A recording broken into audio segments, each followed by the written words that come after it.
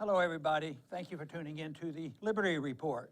With me today is Daniel McAdams, our co-host. Daniel, good to see you. Good morning, Dr. Paul. Good. Well, I have some news today. Breaking news. It's not fake news, and it didn't come from a political leak of any information. It was an explanation by some people who attended a meeting back on July 19th, a very important meeting. It happened in the strategy room. That's an important place in the White House. They had a bunch of generals there, the president was there, and the vice president was there. But they have come to the conclusion, and this is the breaking news that people should really pay attention to, and it is the announcement that our president said that we're losing the war in Vietnam. We lost the one in Vietnam. We're losing the war in Afghanistan. Can you believe that? This is really big news. Unbelievable. So the question is, of course, in a serious manner, the war, they aren't winning the war. Nobody knows why we're there exactly. I mean, is there a national security interest? They claim. Is it to protect our Constitution? Sure. Is it to protect our freedoms here at home? Sure, even though it does the opposite. So was it a declared war so we know who we're fighting? No, that wasn't. Do we know what really the goals are? No. So we don't know when the war is going to end. So do we need more troops? Well, we did have a time when we had a lot of troops in there, and now we don't have so many, and some people argue that we need some more. But it goes on and on because I don't think they address the real matter, and that is what is the purpose, and should we be surprised that we're not winning the war? And there's a lot of suggestions. Trump is suggesting, well, Nicholson, the general that's in charge, he should be a good one. He's the 17th commander of the Afghan, affair over there. So maybe he's the best, but it isn't the lack of a good general. It's the lack of a sensible policy and an understanding. And just as an aside, the cost is significant. There's a monetary cost, but these last 16, 17 years, we've lost something on our liberties, and of course, this is the longest lasting war. It's going into the 16th year now that we have been fighting there. And of course, our solution is not complicated. And there are even a few people have suggested that. So maybe we should put a little pressure on them and say, we actually have a pretty good option. How many trillions we spend on that war? We probably could have bought the country, just write a check and buy the country, But Defense Secretary Mattis, I think it was in February, appeared before Congress, and he said, we will have a strategy for Afghanistan within 6 months. Well, that's come and gone. There's no strategy because, as you well point, you better be careful. They're going to call you up because you've identified the problem perfectly. They have no idea what they're doing or how the war ends or what it looks like. But what's interesting is they have two simultaneous plans. One's for escalation and one's for withdrawal. It's one or the other. Maybe they'll flip a coin at the end. Well, we live in an age of internationalism. Trump has challenged it. He doesn't think that this internationalism and NATO and UN is the solution. At least he pays lip service to that. But even in this debate, I shouldn't laugh. Trump is saying, if only NATO had helped him more, we might have won. Well, there may be some truth to it, but depending on somebody like NATO to fight these wars, which are for American security interests, financial interests, and oil interests, and minerals, the minerals that are being mined over there. And the real irony, of course, is that some of these precious mining, rare minerals. Guess who's making it and mining it? They're in there, and they don't have any troops, and that's China. I mean, if you think of the foolishness of how much we have done to enhance the arch enemy, Iran, because they seem to be winning all the wars, and now we don't like China, so China is winning the money. They must have had a different understanding of how you make money compared to some of our people in our administration for the last 25 years. And here's the big irony, of course, those horrible commie Chinese, they actually bought the mineral rights to Afghanistan. So they're actually just going and claiming their purchase. And Trump apparently from the July 19th meeting was furious. We need these minerals. Why aren't we getting these minerals? The Chinese did the horrible thing. They just bought them on the free market. And it reminds me a little bit about what happened in South Sudan, which we've talked about a few times. The U.S. was coveting all the oil in Sudan for a number of years, and they cooked up a phony human rights problem to excuse the separating of Sudan. South Sudan is now a nightmare. We were supposed to get the oil in the bargain. The Chinese came in, and they're the ones getting the oil. They probably just bought it. You know, another thing, I shouldn't laugh at this stuff, but it gets so silly that the subject came up and they poked fun at Trump for saying, well, they're not taking advice from the right people. And he compared it to the restaurant in Manhattan that had, so they had a major overhaul, and they found out with spending a lot of money getting really important advice, they said, well, your kitchen is not big enough, and that was the problem. And Trump was using this as an analogy. They said, why don't you go and talk to the people who work there, you know, the average person? They probably could have given you a lot more better advice on the cheap, instead of paying a lot of money, taking other advice and it not working. And I got to thinking, maybe that is a good analogy. If he would use that, maybe that would mean that he should talk to some of our soldiers when they come home with the loss of limbs. How about the families who have suffered, the people who have lost lives over there, and the people who have suffered the consequences, the invisible people who have suffered, the people who suffer from the abuse of our civil liberties here, and the invisible people who might have had access to some of these funds, $1 trillion or so, instead of what principle? Instead of wasting all this overseas in a war that can't be won, and that money being left in a community. Those are the invisible people. If he could ever see that and understand it and take advice from those principles, we would have never gotten into it, and we would know exactly what we have to do right now. And I know what you used to say on the campaign trail, you're not in favor of state-provided medicine or welfare, but the people that have become to rely on it, you know, while we're transitioning should be taken care of. Well, think about that $1 trillion, you know, and how that might have helped people that genuinely are in need, although it's not the long-term solution. Well, yeah, and that is that was my idea of a transition. That if you, and my condition was, let's say you save, I think they were building the embassy at the time, $1 billion embassy in Iraq. I said, don't cancel that, save the $1 billion, put half of it toward the debt, and use the other for the transition, you know, and take care of the people that we've taught to be so dependent. You could work our way out of it, but of course that's not going to happen, but if you did have a true free market, they would get all the money. You know, you wouldn't be paying off debt and doing all these other things. Then they'd be fighting over it, but they don't understand, nor do they care, nor do they want to endorse a system that actually distributes wealth more fairly, and the country becomes more productive, and the country is more peaceful, and our liberties are better protected. It seems like we don't do a good enough job. We as believers in this principle, I think they are so positive. Why can't we win the intellectual battle?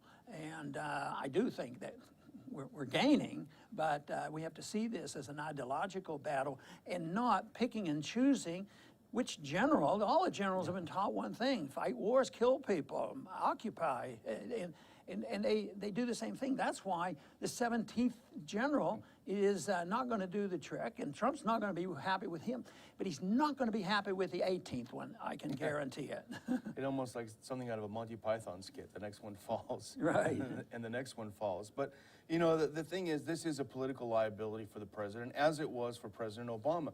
President Obama listened to his people around him, and he ramped it up to 100,000 troops over there. This was the big surge. That was going to be the final push and win the war. Well, of course, it didn't win that because, as you would say, it's an unwinnable war. So what do you do with the political liabilities of an unwinnable war? Well, there's one suggestion that's being made, and this was made by Eric Prince and his mercenary group and the head of DynCorp International. These both provide mercenaries and weapons. They said, just privatize it to us. Let us take care of it. We'll take this off your hands. It'll be a nice, quiet, private little war. Yeah, the reason I've paid attention to it is I'm pretty sure during the coming up of the Iraq War, I visited with somebody with his business with that philosophy at least. And that is when I introduced the solution or a suggestion of what we ought to do and just get the Congress to write letters of marque and reprisal, which illegalizes, private industry. But it doesn't, I think that's a lot different than privatizing a whole army and giving them, a lot of money to go over and fight those wars. I imagine they couldn't be less efficient, but why would there be less temptation to perpetuate war? They need a war to go on, so they might be part of the military-industrial complex. I don't know whether you have a more positive attitude toward that or not. No, and your letters of marque and reprisal bill was specific. It's identify the top people who are responsible for this, put them on a wanted poster, and take care of that. This is something very different. We're going to continue this inchoate, this ill-defined war. But what's interesting about this is another thing we talk about a lot here on the program. Something like DynCorp International. It wouldn't take very long to do a little bit of research, find out who they give money to. They make a lot of money doing private stuff. They give it to think tanks, and think tanks come up with new papers by experts saying we need new wars. More money to DynCorp, more money to think tanks, more papers for war.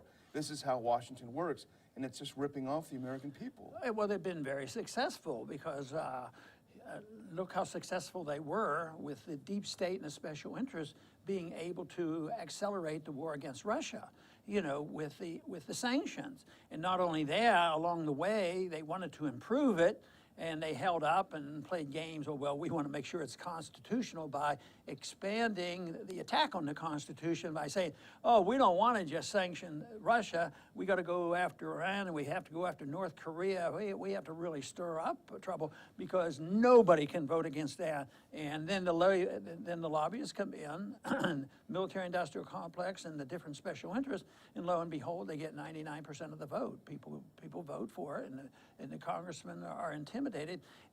I keep arguing they don't know history. These generals and our leadership doesn't know the history of Afghanistan, but I don't even know if they know the last 10 or 15 years. When are they going to say, well, how successful is this interventionist foreign policy where we go and we declare war against a movement, and a strategy, and say, any place there's terrorism, we have to go and root it out.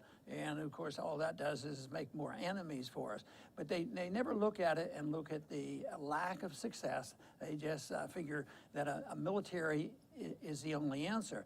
It looks to me like Trump might be in a little bit of a quandary. I don't think his heart is in it. I think if all things were equal, he might not want to be in Afghanistan and come home.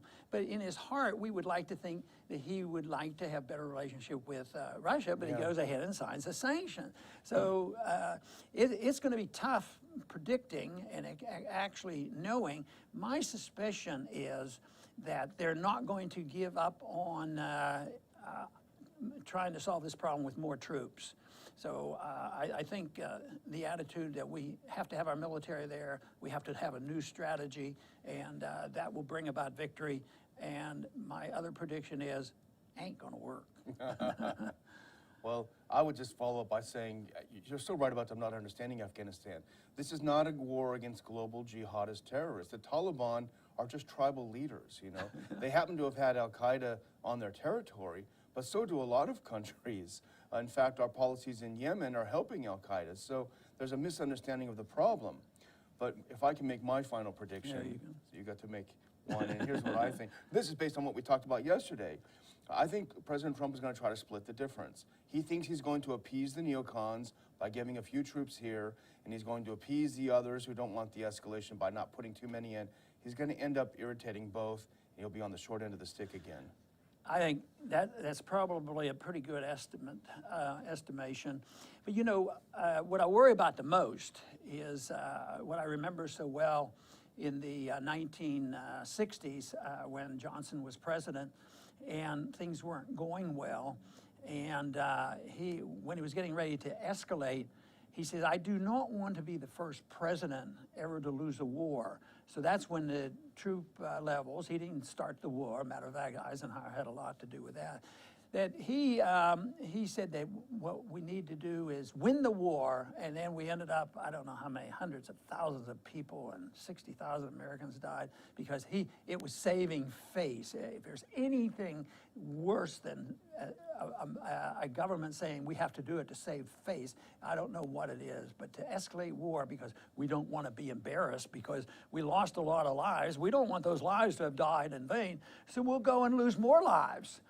It makes no sense whatsoever. So that's the thing that I worry about best. At least, Daniel, your position is it's in between, and maybe he won't ask for 100,000 troops, but not leaving is going to set the stage for a possible escalation, because what can happen is accidents and false flags to the point where even the American people chime in. And the propaganda machine is so strong, there was no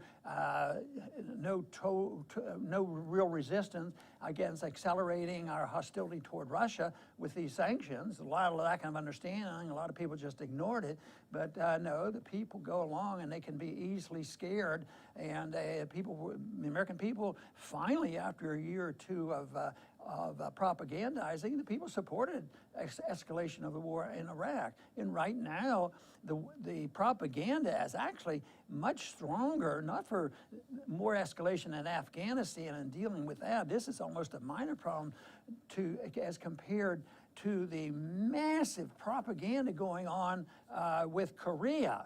Because quite frankly, I just don't think they have any big bombs, and I don't think they have an intercontinental missile. Maybe they would like to, and they have a pretty good reason for that, because you know, it's when you give up your nuclear weapons that the United States moves in, like they did in Libya, like they did in Iraq, and like they're doing to Iran, that they don't have it. So he's acting in a rational manner, but the propaganda, universal, liberal conservative stations, TV station, they're beating the war drums, and we saw this announcement just recently that American citizens were told to get out of